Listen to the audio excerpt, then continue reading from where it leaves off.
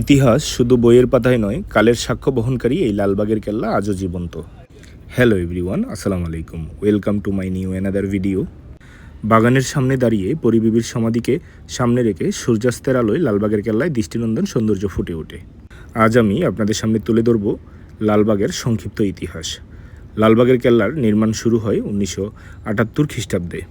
লালবাগের নির্মাতা মোহাম্মদ আজম শাহ দিল্লিতে ফিরে যাওয়ার কারণে নির্মাণ অসম্পূর্ণ অবস্থায় থেকে যায়। পরবর্তীতে শায়েস্তা খাঁ এর দায়িত্ব পান, কিন্তু তার কন্যা বেগম পরিবিবি মারা গেলে তিনি কেল্লার নির্মাণ থামিয়ে দেন। লালবাগ কেল্লার মূল অংশসমূহ হল পরিবিবির সমাধি, মার্বেল পাথরে নির্মিত একটি অত্যন্ত সুন্দর সমাধি, দরবার হল বা দেওয়ানিয়াম, যেখানে সুবেদাররা বিচারকার্য পরিচালনা করতেন। তৃতীয়ত রয়েছে হামামখানা স্নানাগার, যা মুঘল রাজপরিবারের জন্য নির্মিত বিলাসবহুল স্নানঘর। আরও রয়েছে বাগান ও জলাধার, যা শীতলতা ও সৌন্দর্য বৃদ্ধির জন্য নির্মিত। স্থাপত্যশৈলী মুঘল স্থাপত্য রীতিতে নির্মিত।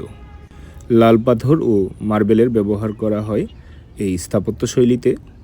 বিস্তীর্ণ উদ্যান, সুউচ্চ প্রাচীর ও সুবিন্যস্ত কাঠামো লালবাগের সৌন্দর্যের বহুমাত্রা বাড়িয়ে দেয়। বর্তমানে এটি বাংলাদেশের প্রত্নতত্ত্ব অধিদপ্তরের অধীনে একটি সংরক্ষিত স্থাপনা। প্রতিদিন অসংখ্য দেশি বিদেশি পর্যটক এখানে ঘুরতে আসেন। এটি বাংলাদেশের ইতিহাস ও সংস্কৃতির এক গর্বের নিদর্শন।